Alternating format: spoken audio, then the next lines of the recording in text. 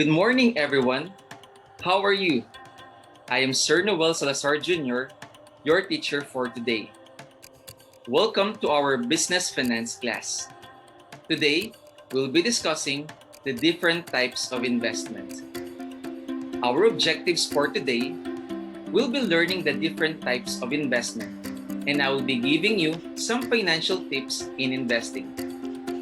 Let's dig in. Let us define first savings and investment. Savings is the portion of income that is not to spend to be preserved for future use. So, if you did not spend some of the money you have, that can be your savings. Whereas, investing is taking some of the money you are saving and putting it to work so that it makes you even more money. That is the saying, let your money work for you. Remember, you cannot invest without saving first. Investment is a monetary asset purchased with the idea of generating income in the future and grow your wealth. Investments always involve risk. You might earn or you might lose your money. The concept of risk-return trade-off states that the higher risk associated with greater probability of high return and lower risk with greater probability of smaller return. Meaning, the higher the risk, the higher the return. Now, we already know what investment is. Let us look on the different types of investment. For the discussion, the different types of investments will be grouped into three: fixed income and equities, alternatives to fixed income and equities, other investment assets. The first group of investments are fixed income and equities, which includes stocks, bank deposits, and bonds. Stocks are types of investment that signifies ownership in a corporation and represents a claim on part of the corporation's asset and earnings. Bank deposits are money placed into a banking institution for safekeeping. Bonds are debt investments where an investor loans money to an entity which borrows the funds for a defined period of time at a variable, commonly fixed interest rate. The second group of investments are alternatives to fixed income and equities. It includes mutual funds and unit investment trust funds, or UITF.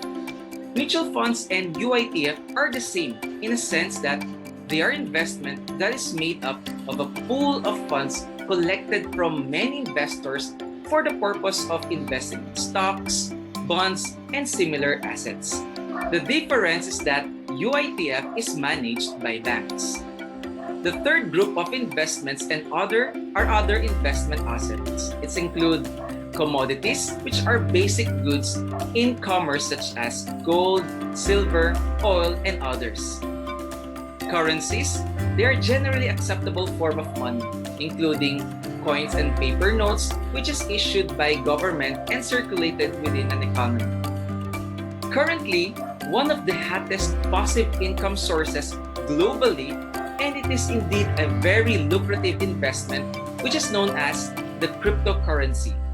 Examples are Bitcoin, Ethereum, and the most well-known online game where people earn as they play, the Axie Infinity.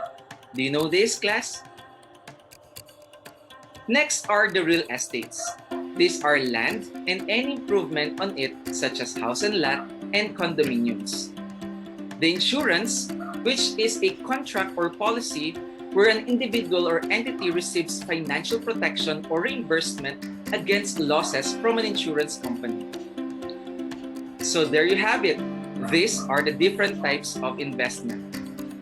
Before we end this video lesson, I want to give you some tips and insights when investing as a student. First, learn before you earn. Never invest in something you don't understand. Learn first before investing. Learn about that investment. Invest out of logic, not out of emotion. Second, the younger you are, the more risk you can take.